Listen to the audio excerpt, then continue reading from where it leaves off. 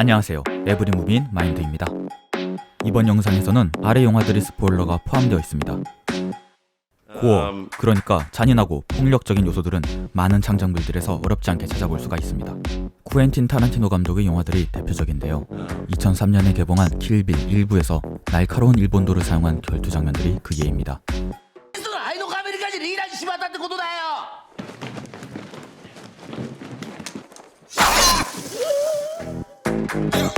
이렇게 분수처럼 뿜어져 나오는 피들은 누가 봐도 현실적이라고 느낄 수가 없도록 연출되었습니다. 관객들은 이러한 장면들을 통해서 에이 뭔 피가 저렇게 나와 라고 말하면서 영화 속에서 벌어지는 일들이 진짜가 아니라 가상의 세계 속에서 일어난다는 것을 인식하게 됩니다. 중국 무협 영화들처럼 와이어를 사용한 비현실적인 점프들을 보여주는가 하면 느닷없이 브레이크 댄스를 추면서 팔다리를 썰어버리는 우스꽝스럽고 비현실적인 연출들 덕분에 끔찍하고 역겨운 느낌이 상대적으로 덜 들게 됩니다. 거기에 더해 쿠엔틴 타란티노 감독은 어떤 처벌을 당해도 싼 악마 같은 사람들을 주로 폭력의 대상으로 삼는데요. 장고 분노의 추적자에서 레오나르도 디카프리오가 연기한 고약한 백인 우월주의자라던가 원스 어폰 어 타임 인 할리우드에서는 6, 70년대 활동했던 범죄 집단 맨슨 패밀리가 등장해서 학살을 당하거나 바스터즈 거친 녀석들 영화 후반부에서는 기관총을 난사해서 히틀러를 통과 제리에 나온 치즈처럼 갈아버리는 것이 그 예입니다. 이런 경우엔 오히려 관객들이 통쾌함을 느끼게 되죠. 토브 후퍼 감독의 1974년작 텍사스 전기톱 학살이라는 스플래터 영화계의 기념비적인 작품에서는 우리가 일반적으로 이러한 장르의 영화를 생각할 때 떠올리는 잔인하고 징그러운 이미지와는 다르게 피가 튀거나 살이 썰리고 베어지는 장면이 거의 등장하지 않습니다. 포스터에도 그려져 있는 유명한 장면인데 정체불명의 살인마에 의해 끌려온 사람이 고깃거리에 걸려져서 비명을 지르는 장면이 있습니다. 화면으로 상황을 보여주기보단 관객이 상상하도록 연출해서 더욱 소름끼치는 장면을 만들어낸 것입니다. 즉, 어떤 상황을 직접 묘사하기보다는 그 상황을 마주한 인물의 리액션에 초점을 맞추는 것이 더 효과적일 수도 있는 겁니다. 이렇게 과장과 기교를 이용하여 전달하는 영화들이 있다면 좀 더 정직하고 묵직하게 전달하는 영화들도 있습니다. 바로 아리 에스터 감독의 2018년작 유전입니다. 이 영화에서는 정말 짧고 굵은 고어샷이 하나 등장합니다. 파이몬이라는 끔찍한 악마를 숭배하는 의식이 대를 거쳐서 전승된다는 무시무시한 이야기를 다룬 이 영화는 누군가의 방에 있는 미니어처 주택과 주인공 가족의 집을 매치시키면서 시작합니다.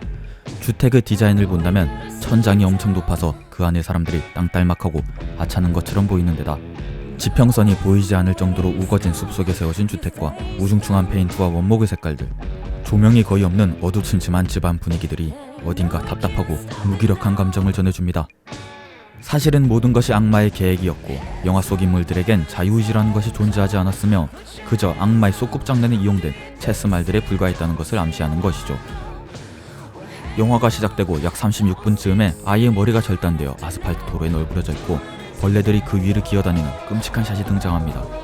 산막 구조 중에서도 영화의 배경, 인물들의 관계와 결핍 등 기본 정보를 설명하는 1막이 끝나고 본격적으로 충격적이고 끔찍한 악마의 이야기를 시작하기 위한 원동력을 주기 위해서 삽입된 것이죠. 이 샷을 위한 빌드업 또한 뛰어난데요. 머리가 절단되는 그 사건이 일어나고 약 5분 동안 무슨 일이 일어났는지 전혀 보여주지 않습니다. 뭐야, 머리를 박은 거야? 죽은 거야? 기절한 거야? 목소리가 안 들려, 죽었나 보다 식으로 관객이 보지 않아도 알 수 있도록 연출을 다 해놓고 아침이 되고 출근하는 아이의 부모님이 시체를 발견하는 것을 기다리는 끔찍한 카운트다운을 인물과 함께 느낄 수 있도록 합니다. 결국 부모님은 시체를 발견하고 울부짖는 어머니의 절규 소리가 점점 커지면서 긴장감이 극대화되어서야 잔인한 샷을 보여주고 관객들이 이미 짐작했던 최악의 사태가 일어났다는 것을 알려줍니다. 일반적인 고어 요소와는 다르게 장면을 먼저 보여주고 감정을 느끼게 하는 것이 아닌 감정을 먼저 느끼게 하고 장면은 나중에 보여주는 것이 굉장히 특이하죠. 창작물에서의 폭력성을 이야기하다 보면 빠지지 않는 주제가 있는데 바로 모방 범죄에 대한 이야기입니다. Why the need for so much gruesome graphic violence? Why not let us imagine Because a little it's so of it? much fun, Jan. Get Really? it? Oh, really? Okay, I'd like to see you walk down the street and get attacked by some kids who've just seen your But movie. but see, Jan, you're all messed up Okay. because you're talking about real life. Oh, and I I'm see. talking And kids about at the 12 movies. Talk about the movies, we'll talk about the movies. Okay, and kids we'll at talk about 12 real can life, tell we'll the talk about real life. difference. Kids at 12 can tell the difference. 어디까지나 제 생각이지만 모방 범죄에 대한 책임이 무조건적으로 영화에 있다 라고 콕 집어서 말하는 것은 지나친 비약이라고 생각합니다.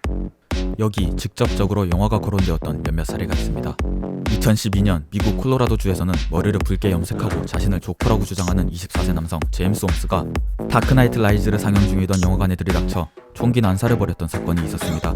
12명이 사망하였고 59명이 부상을 입었죠.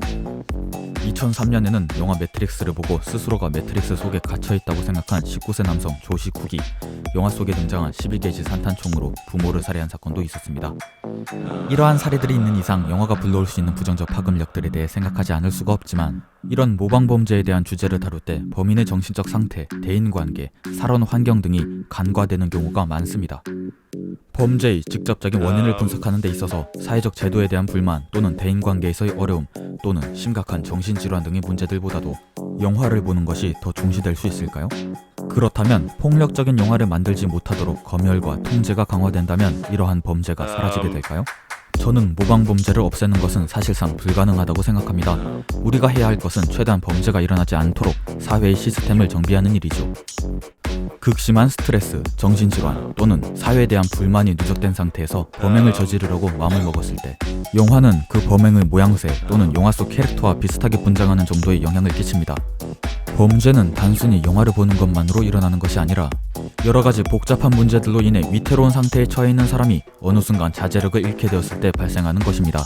즉, 영화를 검열하고 통제하는 것이 아니라 위태로운 상태에 처해 있는 사람에게 도움을 주는 것이 가장 급선무인 것이죠. 그리고 모든 사람들이 영화 속 폭력적인 장면을 보고 나서 그것을 그대로 따라하지는 않습니다.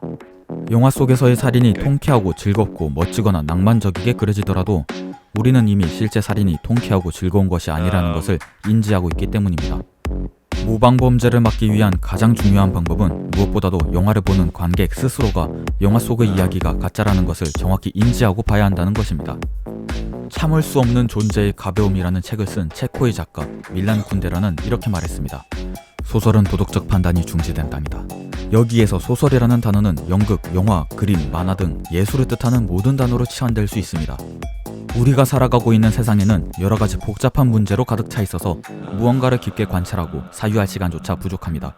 세상에는 아름다운 것만 존재하는 것이 아니라 우리가 보기 싫어하고 역겹게 생각하는 것도 존재하지만 실제 사회에서는 이런 다양한 이슈들을 선한 행동 또는 악한 행동이라는 프레임에 가두어 그 문제에 대한 사유와 관찰을 막아버립니다. 데이비드 핀처 감독의 파이트 클럽, 마틴 스콜세지 감독의 아이리스맨, 곤 사토시 감독의 퍼펙트 블루에서 볼 수 있듯이 예술은 사회의 만연한 문제들을 영화 속 가상세계에 끌어들임으로써 사람들이 그런 문제들을 직접 마주하고 관찰하고 사유할 수 있게 만들어줍니다. 이렇게 작품을 즐기는 과정에서 사람들은 필수적으로 예술 작품과의 끊임없는 토론과 논쟁을 경험하게 됩니다.